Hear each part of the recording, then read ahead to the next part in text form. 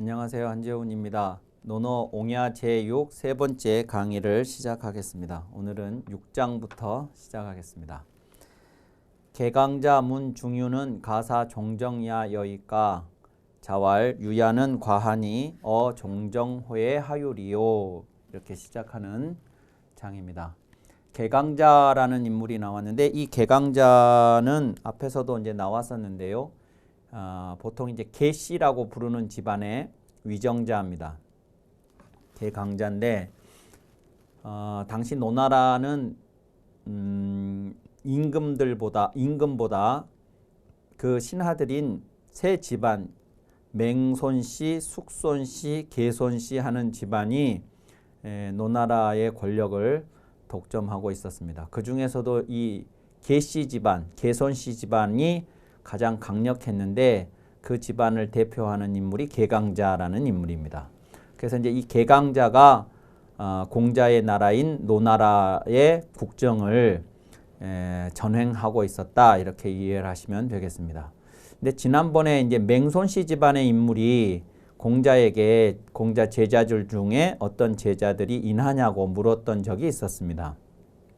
그때도 말씀드렸다시피 이 세 집안 맹손씨, 숙손씨, 개손씨 집안에서는 이제 공자의 그 학당에 유능한 제자들에게 관심이 많았고 그들을 이제 자신들의 수하로 데려다가 일을 시키고 싶어 했습니다.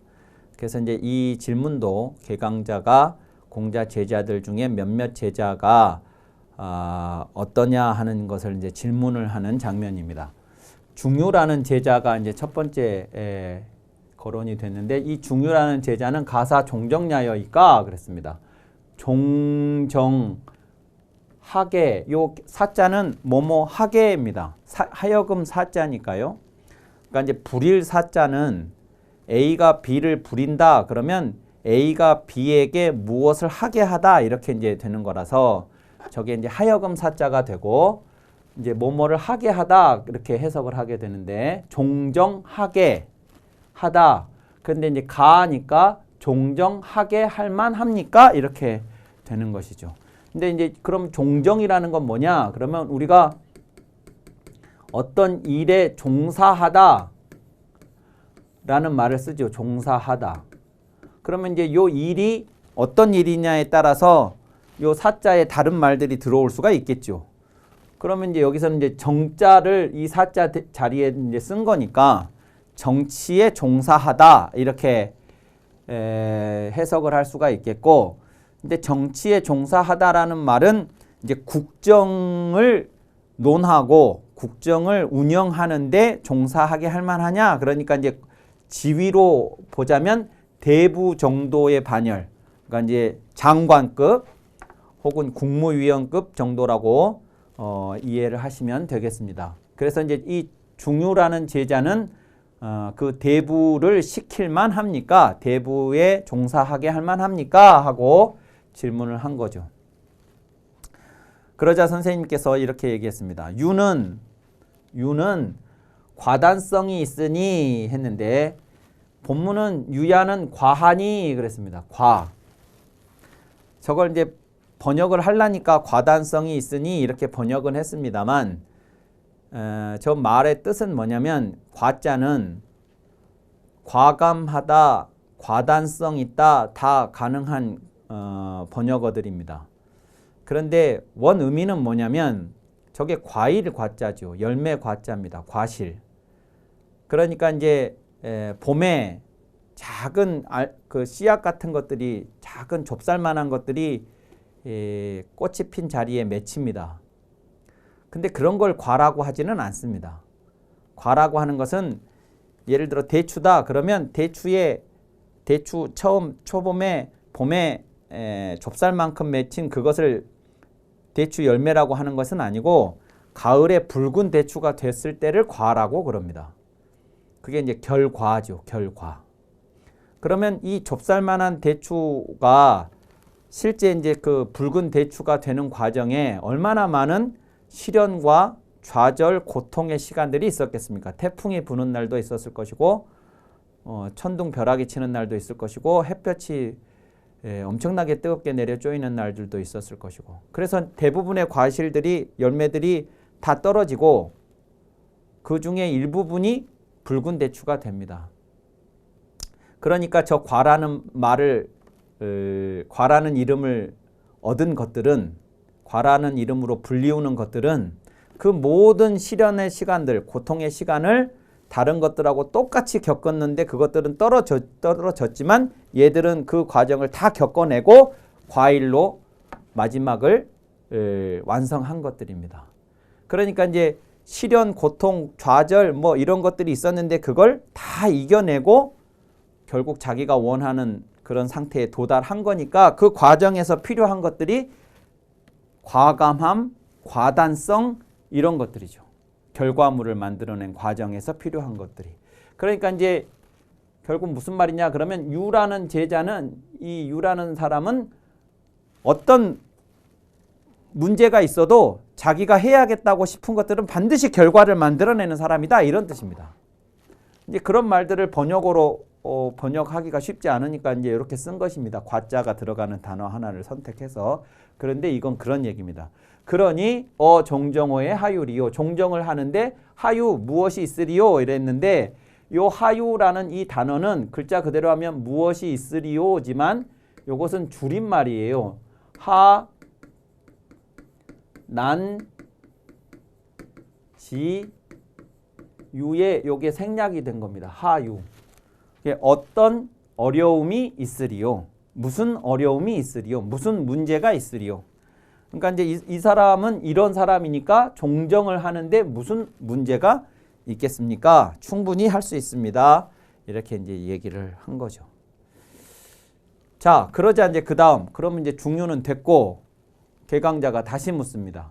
왈 사야는 가사 종정냐여이까? 왈 사야는 다라니 종정어의 하유리요. 그랬습니다. 이 사는 자공이라고 이제 우리가 알고 있는 그 제자입니다. 자공. 이름이 사지요. 단목사라는 제자인데 자공은 종정하게 할 만합니까? 대부를 시킬 만합니까? 하니까 왈 사야는 다라니 그랬습니다. 다라니. 이 다라니도 통달하니 이렇게 이제 번역은 했는데요. 이 달자는 뜻이 뭐냐? 그러면 이것은 반대말이 궁이라는 걸 기억하실 필요가 있습니다. 궁하다, 막히다 이런 뜻이죠. 궁. 반대말이. 그러니까 이 달자는 막힘이 없는 겁니다. 그러니까 이제 말을 하는 데 있어서도 막힘이 없고 지식도 막힘이 없고 언변도 막힘이 없고 그래서 어떤 상황에 어떤 것을 맡아도 막힘없이 해낼 수 있는 그런 사람이라는 거예요. 그러니 종정어의 하유리요 그랬습니다. 종정을 하는데 무슨 문제가 있겠습니까? 그러자 왈 구야는 가사 종정야일까? 구라는 제자는 염류죠. 염류라는 제자는 어떻습니까? 하니까 구야는 예하니 그랬습니다. 예. 이 예는 재주가 많으니 이렇게 얘기를 했는데 저게 이제 얘는 을의 능자하고 이렇게 이제 많이 쓰이고 이 예자는 제자하고 좀 통하는 것이 있습니다. 그래서 예능, 재능 혹은 기예 이런 거죠. 그러니까 이제 저 예라는 것은 요즘에는 이제 저 예자를 많이 쓰는 게 예술 이럴 때 이제 많이 쓰니까 예술이라는 그런 뜻으로 해석을 하려고 하는 분들이 종종 있습니다. 근데 우리가 말하는 그 예술하고는 조금 뭐 아주 다른 것은 아니지만 겹쳐지는 측면도 있기는 하지만 그런 것보다는 이제 저런 재능적인 측면을 가리킨다고 보시면 기회에 관한 그러니까 이제 종정이라는 측면에서 보자면 뭐라고 이해를 해석할 수 있겠냐 그러면 실무 능력입니다. 실무 능력. 그 실무 능력이 있다 이거죠. 그러니 종정어의 하유리요 대부를 하는데 무슨 문제가 있겠습니까? 이렇게 질문을 했습니다. 그래서 이제 그 게시 같은 이제 당시의 위정자들이 공자 제자들 중에서도 자로라든가 자공이라든가 염류라든가 이런 제자들에게 큰 관심을 가지고 있었고, 실제 자로와 염류는 게시 집안에 가서 벼슬을 합니다. 나중에 이제 그런 일도 있었죠. 그래서 이 제자들에게 관심을 보였었다 하는 것을 아시면 되겠습니다. 자, 이제 그에 비해서 공자의 제자들 중에 그 계시 같은 당시 위정자 집정대신 집에 가서 벼슬을 하지 않은 사람들이 있습니다. 그런 제자들이 있는데 그 제자들 중에 한 사람이 이 민자건이라는 제자입니다.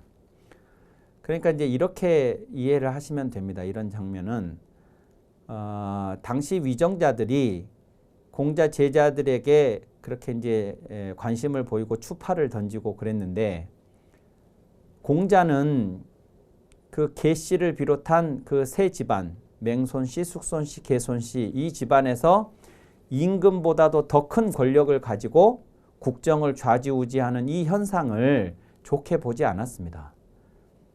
그러니까 임금보다 신하가 더 큰 힘을 가지고 자신들이 임금을 무시하고 국정을 전횡을 하는 이 현실이 잘못됐다고 비판적으로 보았다고요.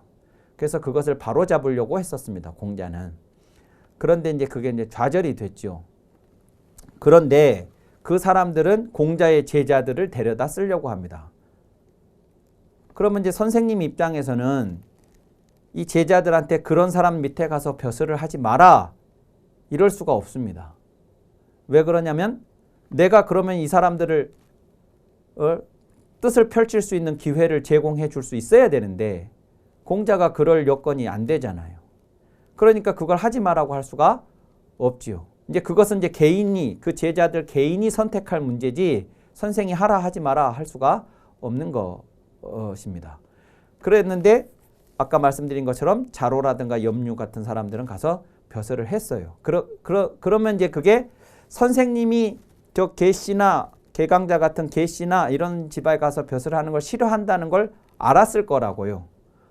그런데도 불구하고 가서 벼슬을 한 제자들이 있는가 하면 선생님이 이제 그런 부문이기 때문에 그 선생님의 뜻을 헤아려서 자신들은 그런 집에 가서, 그런 가문에 가서 벼슬을 하지 않는다, 그 사람 밑에 가서 벼슬을 하지 않는다 했던 제자들이 있었다는 말씀입니다. 그 제자 가운데 한 사람이 이 민자건이라는 사람인데, 이게 이제 그 민자건이 계씨의 제안을 거절하는 장면입니다. 계씨 사 민자건으로 위 비제한데 민자건이왈 선위야 사언하라 여유 부하자인된 즉 오필제 문상의로리라, 이렇게 되어 있는데요. 계씨가 민자건으로 하여금, 이 사람은 이제 성이 손이라는 성이 민이고 이름이 손이라는 제자인데 민손인데요. 민손. 이제 자가 자건이죠. 그래서 민자건 이렇게 이제 부릅니다. 민자건으로 하여금 비제, 요 비가 뭐냐면 계씨의 시급이에요. 그러니까 지난번에도 말씀드렸듯이 고위직 관료에게는 실물로 녹봉을 주는 것이 아니라 어느 지역을 떼주고 그 지역에서 이제 세금을 받을 권리를 준다고 그랬지 않았습니까? 이 계씨에게 주어진 땅이 비라는 땅이에요. 근데 이게 단순히 세금을 걷는 그런 땅일 뿐만 아니라 이 계씨라는 인물 자체가 당시 노나라에서 가장 큰 권력을 가지고 있었던 사람이기 때문에 여기는 단순한 시급 정도가 아니라 권력의 본거지입니다. 계씨 권력의 본거지예요. 그 권력의 본거지니까 계씨가 그 땅을 누군가한테 맡긴다고 하는 것은 대단히 큰 정치적 의미를 갖는 것이죠. 그걸 민자건한테 맡기려고 했다 그 말입니다. 말하자면 너 내 밑에 오면 내가 이 배 땅에 읍제를 시켜줄 테니까 너 내 밑에 와서 일 좀 해라, 이런 거예요. 그렇게 해서 이제 사람을 보낸 겁니다. 민자건이한테 가서 그렇게 하라고, 제안을 하라고 누군가한테 이제 사람을 시켜서 보냈는데 자신을 찾아온 그 사람에게 민자건이 이렇게 얘기한 거예요. 선위하 사언하라. 나를 위해서 말을 잘 해드려라. 나를 위해서 잘해라. 말을 이런 거죠. 나를 위한 말을 잘해다오. 그러니까 나를 위한 말이라는 게 뭐냐 그러면 내가 그 제안을 받을 수 없다. 나는 그 제안을 받아들이지 않는다. 그러니까 이제 심부름 온 사람한테 하는 얘기니까 계시한테 가서 내가 죽으면 죽었지 그 계시 밑에 가서는 벼슬 안 한다. 이렇게 말은 하지만 그렇게는 말은 못하고 내가 그래서 절대로 벼슬할 생각이 없으니까 너희 그 주인한테 가서 계시한테 가서 내가 안 한다더라고 말 잘해라. 이렇게 한 겁니다. 그러면서 덧붙인 말이 뭐냐면 여유부아자인데 만약에 부아자는 이제 뭐가 생략된 말이죠. 다시 나에게 하는 자가 있거든 이렇게 되는 거예요. 그럼 이제 뭘 하는 거냐면 다시 나한테 와서 그런 제안 따위를 하는 경우가 있으면 이런 말입니다. 나한테 뭐 벼슬을 하라느니 뭐 이런 말 다시 나한테 와서 하면 그러면 즉 오필제 문상의로리라. 나는 반드시 문상에 있으리라 이러는 건데 이 문이라는 게 이제 뭐냐면 이 노나라가 있고 그 위에 제나라가 있습니다. 이 노나라와 제나라 국경을 흘러가는 물이 강이 문이라는 강이에요.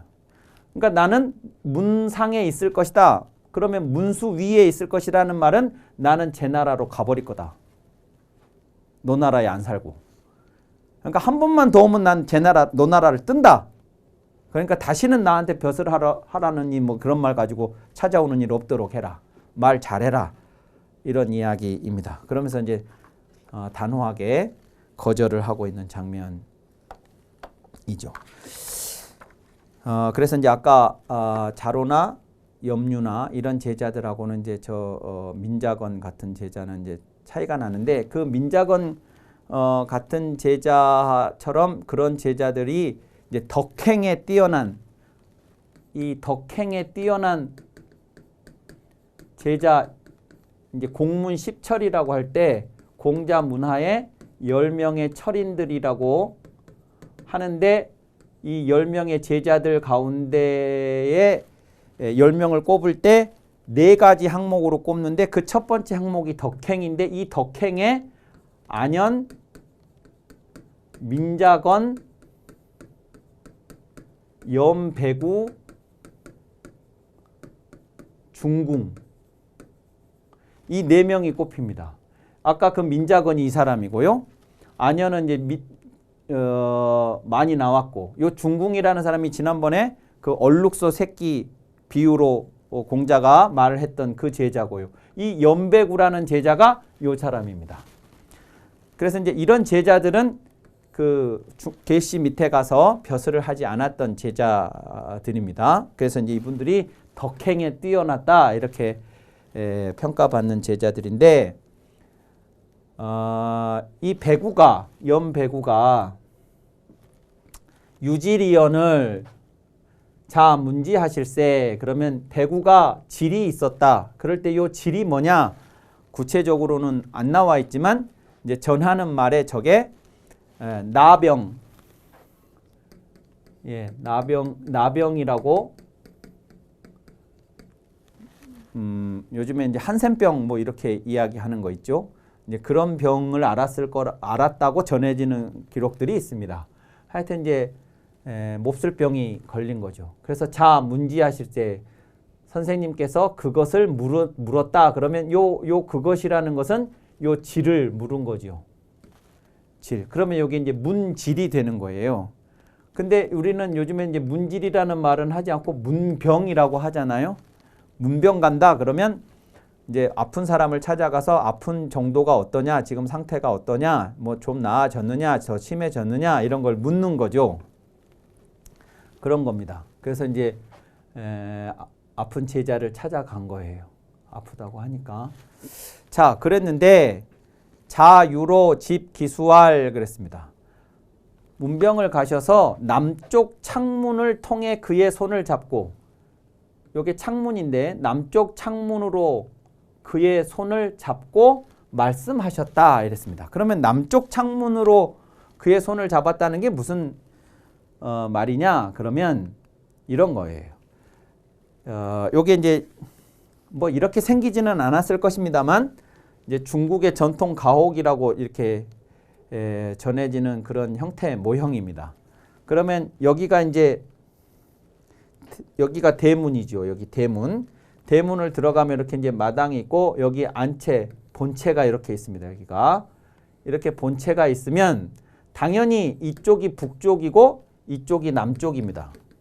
그러면 이제 남쪽을 보고 있는데 사람들이 보통은 어떻게 되느냐? 그러면 여기로 들어가면 이제 방이 있어요. 방이 있으면 저쪽 서북쪽 여기가 저 방 안에 요쯤이 주인이 거처하는 자리입니다. 이 집 주인이.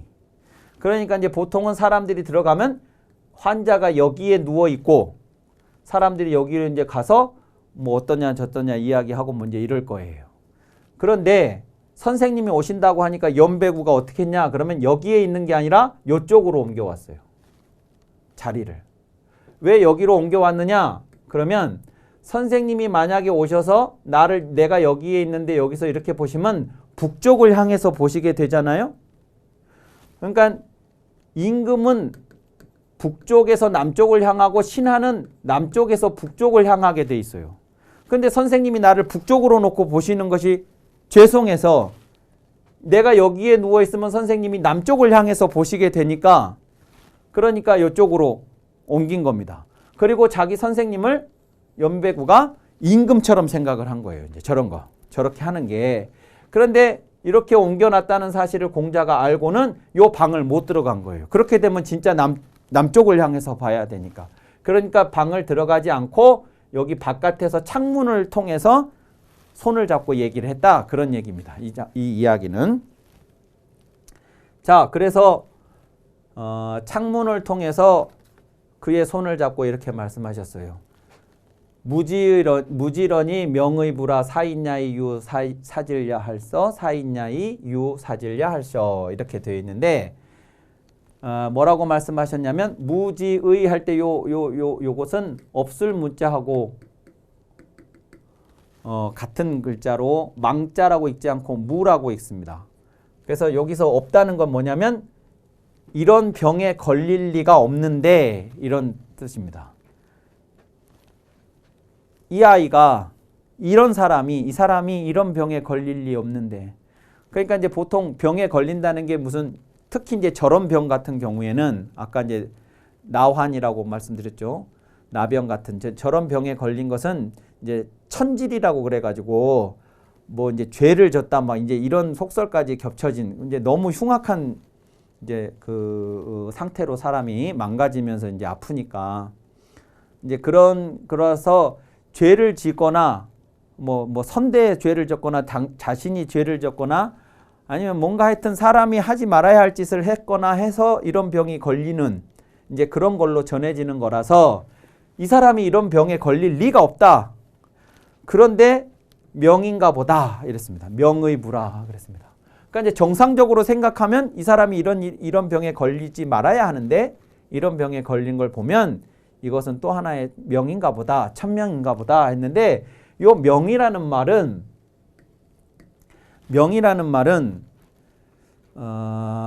이 논어도 그렇고 동양 사상을 이해할 때 대단히 중요한 개념입니다. 저것은 인간의 힘으로 어쩔 수 없는 영역을 인정합니다. 그러니까 인간이 자기에게 주어진 모든 상황을 인간의 의지나 노력으로 다 극복할 수 있냐? 그랬을 때 그러지 않다고 보는 겁니다. 솔직하게.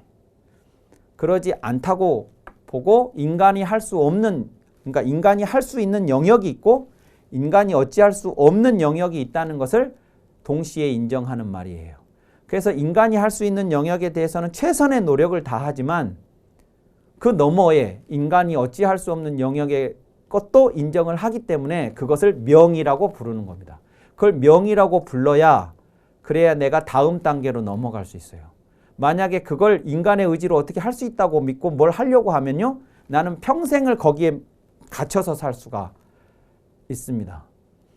예컨대 전쟁통에서 남편도 잃고 자식도 잃은 어떤 할머니가 계신다고 해보세요. 내가 무슨 죄를 져서 이렇게 남편도 잃고 그러더니 자식까지 잃고 내가 이러냐. 그러면서 내가 무슨 죄를 져서 그러냐. 내가 이래가지고 이렇게 사는 게 무슨 의미가 있느냐. 이래가지고 그걸 자기의 책임으로 혹은 자기가 뭘 어떻게 해서 바꿀 수 있다고 생각을 하게 되면 할 수가 이제 없는 상황이 되었을 때는 이제 죽어요. 그 사람은. 못 살고.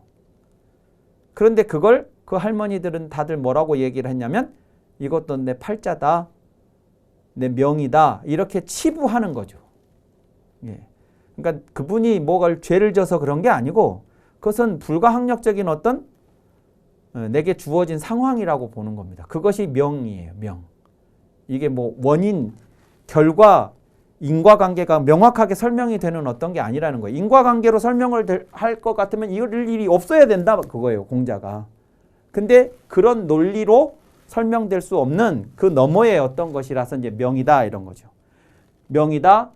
이 사람이 이런 병에 걸리다니 이 사람이 이런 병에 걸리다니 이러면서 이제 안타까워하는 장면입니다. 자, 오늘 강의 여기까지 하고 이어서 다음 시간에 이어서 하도록 하겠습니다. 감사합니다.